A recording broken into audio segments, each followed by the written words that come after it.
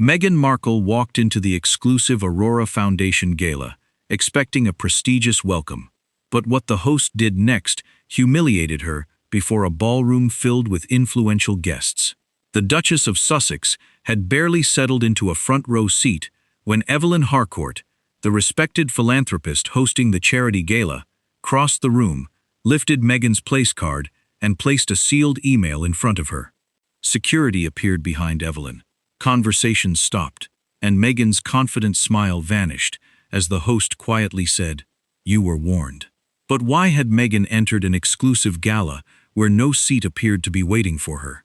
What was inside that email, and who had knowingly led her into the most humiliating moment of the night? 3 weeks earlier, Meghan stood beside the floor-to-ceiling windows of her luxurious Montecito home, looking across acres of carefully landscaped grounds toward the Pacific haze. Since leaving royal duties, she had built a new life around media ventures, charitable campaigns, and carefully selected public appearances. Every appearance now carried greater weight. It was no longer simply about being seen. It was about proving that her influence had survived the palace walls. Her communications director, Claire Bennett, entered carrying a tablet. Claire had spent 15 years guiding wealthy entrepreneurs and public figures through media storms. Her tailored clothes, private car service, and Manhattan apartment reflected a career built on turning access into influence. Yet beneath her polished confidence lived a dangerous belief. Important people were rarely refused. They were merely resisted until someone applied enough pressure. "The Aurora Foundation has asked whether you might be available for its annual gala," Claire announced. Meghan turned. "Asked or invited? A sponsor representative contacted us. They're considering the final seating." The distinction sounded minor, but it was not. Daniel Mercer, a junior executive representing one of the gala's corporate sponsors, had sent Claire only an availability inquiry. He had no authority to issue invitations. Claire knew this, but she also knew that saying, "Meghan Markle is interested," could transform a casual inquiry into an international story. The Aurora Foundation Gala was one of New York's most exclusive charity evenings. 300 donors, business leaders, and advocates would gather beneath crystal chandeliers to raise millions for women escaping domestic abuse. Tickets could not simply be purchased. Every guest required approval from Evelyn Harcourt herself. Evelyn possessed the quiet power of inherited wealth, disciplined by personal purpose. Her family's fortune had grown through hotels, property, and international investments. But she had spent 2 decades turning her influence toward vulnerable women. She hosted the gala not to collect celebrity photographs, but to protect survivors whose stories could place them in danger. Her rules were absolute: no unauthorized cameras, no private media teams, and no unapproved speeches. Claire nevertheless sent Evelyn's office an appearance proposal requesting a prominent table, a private arrival window, access for Meghan's personal photographer, and 8 minutes on stage. Event director Lydia Grant replied the following afternoon. "The program is complete," Lydia wrote. "Survivor testimonies cannot be displaced, and private photographers are not permitted." Claire read the message twice, then smiled as though she had received an opening rather than a refusal. "They're negotiating," she told Meghan. "Did they actually say that?" "Not directly, but they didn't say you couldn't attend." Meghan studied Claire's face. Years inside royal institutions had taught her that wording mattered. A delayed confirmation could conceal resistance, and an informal promise could disappear when responsibility was demanded. "Get the formal invitation," Meghan said. "I don't want confusion at the entrance." "You won't have any," Claire assured her. But as Claire left the room, her tablet lit up with a second email from Lydia. This one contained no diplomatic ambiguity. "Ms. Markle has no confirmed role or invitation to this year's gala." Claire stopped walking. For several seconds, she stared at the words. Then she locked the screen and continued down the corridor without telling Meghan what she had received. On the terrace behind her, Meghan watched the ocean darken and wondered why an invitation to one of America's most exclusive galas had arrived without a table number, a program, or even her name printed anywhere. 2 days before the gala, Claire received a digital credential from Daniel Mercer. The silver QR code carried the Aurora Foundation's emblem and Meghan's name, but beneath it, in smaller lettering, were the words, "Provisional Sponsor Access, subject to final confirmation." Daniel had sent the pass while sponsor seating was still under discussion. It could open the building's outer security checkpoint, but entry to the ballroom required a gold wristband, an assigned table, and a name on the final guest list. Claire understood the distinction. She had managed enough elite events to know that a security credential was not an invitation. Yet when she noticed that the QR code remained active, she saw an opportunity. Daniel secured sponsor access, she told Meghan. Everything is arranged. Then where is the formal invitation? The foundation is reducing paper. Most of the process is digital now. Claire spoke smoothly, but Meghan noticed that she never displayed the entire credential. Each time Meghan asked to see it, Claire enlarged only the QR code, hiding the provisional warning beneath it. On the evening of the gala, Meghan prepared inside a private suite overlooking Manhattan. Her black gown had been selected to convey restrained elegance rather than royal spectacle. A stylist adjusted the final seam, while a jeweler fastened understated diamonds around her wrist. Outside, 2 chauffeured vehicles waited, one for Meghan and Claire, the other for their security officer and personal photographer. Prince Harry stood near the window, watching the cars gather below. Born into royalty and raised inside palaces where every entrance was planned to the second, he understood the invisible machinery behind prestigious events. Seating cards, arrival windows, and security classifications were never casual details. They were proof that someone was expected. "Which table are you on?" he asked. "Claire says the sponsors table." "What number?" Meghan looked towards Claire, who was speaking to the photographer near the door. Harry lowered his voice. "Meg, where is the invitation?" The credential is on Claire's phone. A security pass isn't always an invitation. His concern was not an attempt to stop her. Years of public battles had made him painfully alert to situations that could be turned against his wife. He remembered smiling for cameras while private tensions unfolded beyond them, and he had learned that humiliation often began long before the public saw it. Meghan called Claire over. "Harry wants confirmation that my seat is finalized." Claire gave a reassuring smile. "Daniel placed you within the sponsor allocation. The organizers are being difficult about the speaking role, but your attendance is secured." "Call him now," Harry said. "He's inside the venue. He won't be able to answer."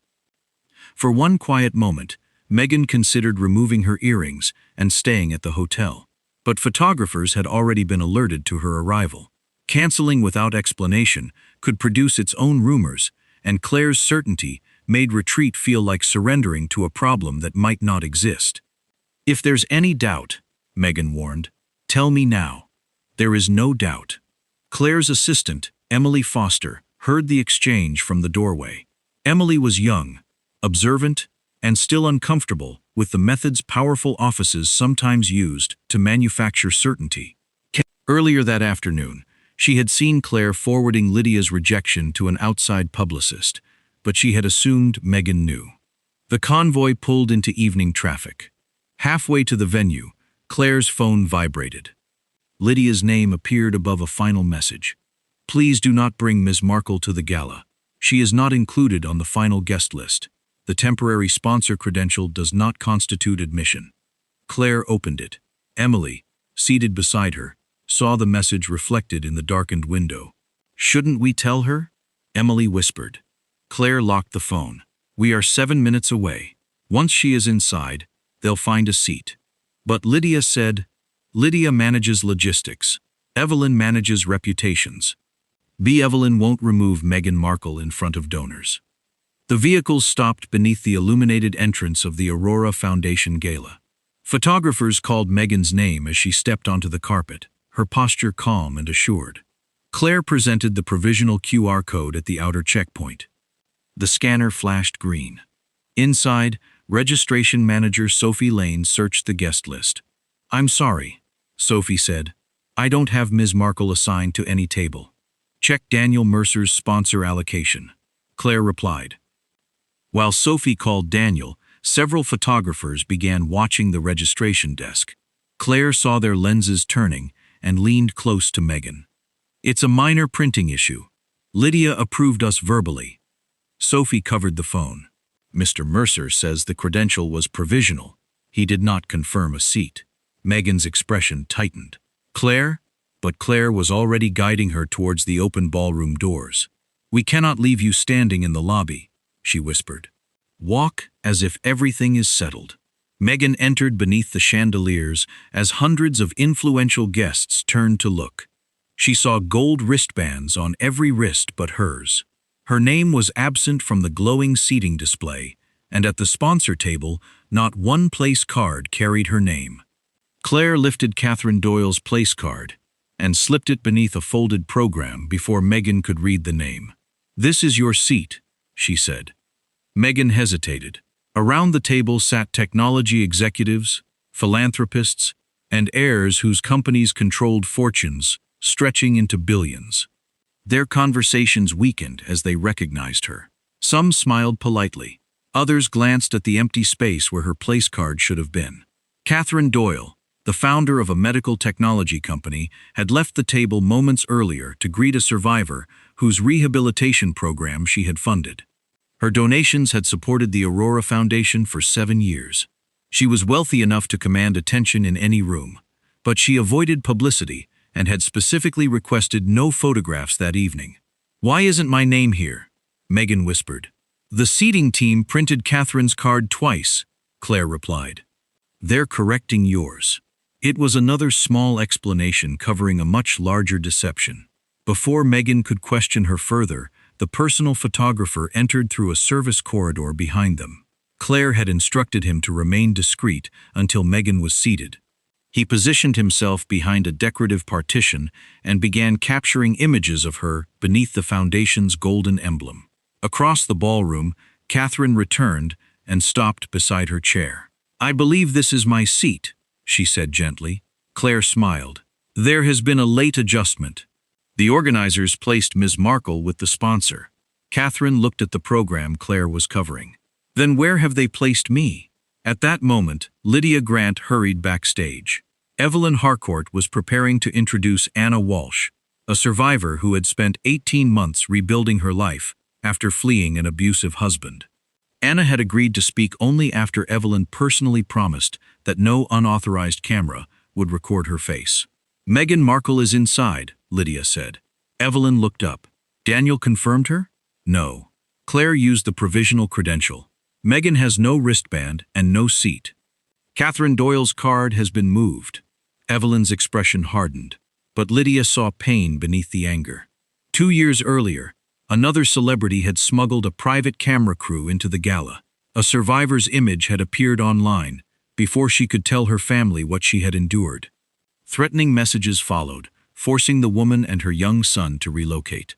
Evelyn had paid their expenses herself, but money could not erase their terror. Since then, she had treated every media restriction as a promise written in someone else's fear.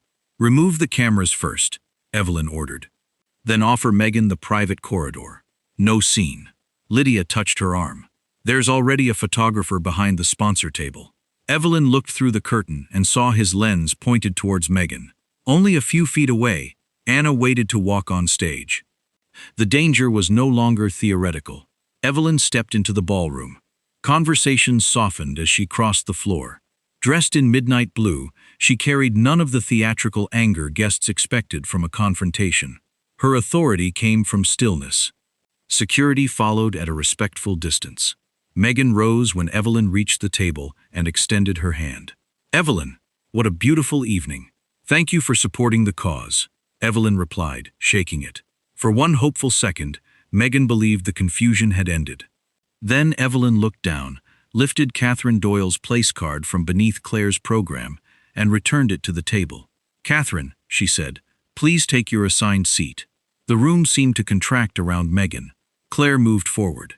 "There has clearly been a misunderstanding." "No," Evelyn said. "There has been a sequence of clearly documented decisions." She placed a sealed envelope before Meghan. Inside were printed copies of Lydia's rejection emails, including the final warning Claire had opened in the car. Meghan stared at the timestamp. Her face lost its color. "You received this?" she asked Claire. "I was trying to resolve it." Evelyn signaled to Lydia, who brought Daniel Mercer to the table. "Did you invite Ms. Markle?" Evelyn asked him. Daniel swallowed. His career depended on the sponsor, but lying before his employers would destroy it. "No," he admitted. "I sent a provisional building credential while seating was being discussed. I told Claire that no invitation had been approved." Whispers traveled between tables. Claire's voice sharpened. "You knew refusing Meghan at the door would create a spectacle. And you believed that fear would force us to surrender another woman's seat," Evelyn replied. Security removed the photographer from behind the partition. His camera was taken for inspection, while Lydia reassured Anna backstage that no image of her had been captured. Evelyn turned back to Meghan. "You may leave through a private corridor," she said, "but you cannot remain at this table. This gala exists to protect women who have already had their choices taken from them. Fame does not give anyone the right to take another woman's place." Meghan looked at Catherine, then at the guests who were pretending not to watch. She picked up her clutch with a hand that trembled, despite her effort to remain composed. "Claire told me this was confirmed," she said quietly. "Then someone you trusted brought you here knowing exactly what would happen." Meghan walked towards the private exit while Claire followed several steps behind. As the doors opened, the press corridor became visible for only a few seconds. Cameras flashed, capturing the Duchess leaving less than 20 minutes after her celebrated arrival. But inside the waiting car, Meghan would discover that Claire had hidden far more than a rejected invitation, and that her humiliation might never have been an accident. The car door closed, shutting out the photographers, but not the humiliation Meghan carried inside with her. For several seconds, she said nothing. The black vehicle moved away from the gala, while camera flashes followed through the tinted glass. Claire sat opposite her, clutching the tablet that had carried every warning Meghan should have seen. "Give me your phone," Meghan said. Claire blinked. "We need to decide how to position this before—" "Your phone, Claire." The calmness in Meghan's voice frightened her more than shouting would have. Claire unlocked the device and handed it over, but she had already moved Lydia's latest email into an archive folder. Meghan searched the visible messages. She found Daniel's provisional credential and the early discussion about sponsor seating. But the final warning was missing. "You told Harry that Daniel confirmed my seat. He made it sound as though the sponsor allocation was flexible. You told me Lydia approved us verbally. I was protecting you from unnecessary resistance." Meghan looked out at Manhattan passing beyond the glass. Only an hour earlier, she had entered the gala, believing she was walking into a room that recognized her influence.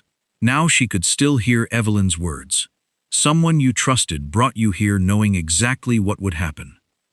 "Did you know I had no invitation?" Claire leaned forward. "You are Meghan Markle. Once you were inside that ballroom, refusing you would have hurt them more than accommodating you." Evelyn made an emotional decision. "No," Meghan said. "You made one for me." Claire began describing crisis strategies, sympathetic reporters, and possible statements accusing the gala of elitism. Each suggestion made the truth clearer. She was not shocked by what had happened. She had prepared for it. Meghan's phone vibrated. The message came from Emily Foster, who was traveling in the second vehicle. "I am sorry. You deserve to see this."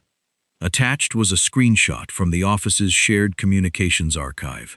It showed Lydia's final warning, opened on Claire's account 2 hours before the gala. Beneath it was Claire's forwarded message to an outside publicist. "Once she is seated, they will have to accommodate her." Meghan held the screen towards Claire. "What do you call this?" Claire's face tightened. "A strategy. You used me as leverage. I used the influence you hired me to protect.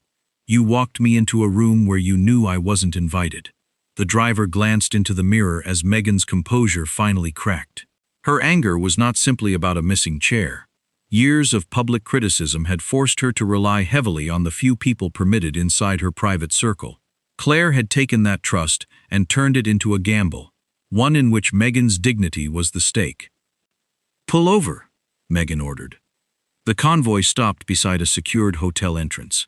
Claire was instructed to move into the second vehicle. Before leaving, she looked back. If you admit what happened, they'll say you tried to force your way in. If I repeat your lie, Meghan replied, they'll eventually prove it. Claire stepped out, and the door closed between them. By the time Meghan reached her suite, the first reports were already spreading. One source claimed she had been invited by a corporate sponsor, but humiliated because of an internal seating error. That wording came from the publicist Claire had contacted before the gala. The story had been prepared in advance, ready to turn either outcome into publicity.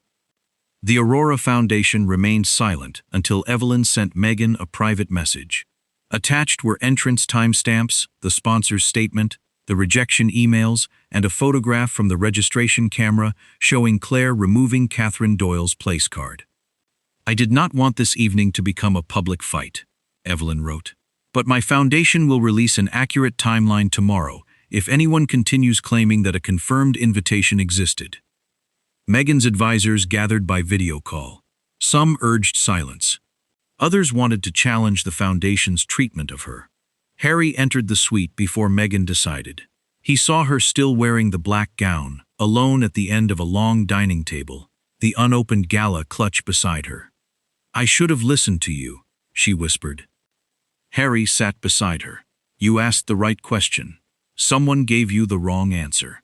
If I admit that, people will say I should have known. Maybe, he said. But if you protect Claire's version, she gets to use you twice. That night, Meghan authorized a short statement acknowledging that her office had provided inaccurate information. She apologized to Catherine Doyle and the Aurora Foundation and confirmed that Claire had been suspended pending an internal review. She did not accuse Evelyn of mistreatment. The statement cost her pride, but it prevented a lie from becoming the foundation of everything that followed.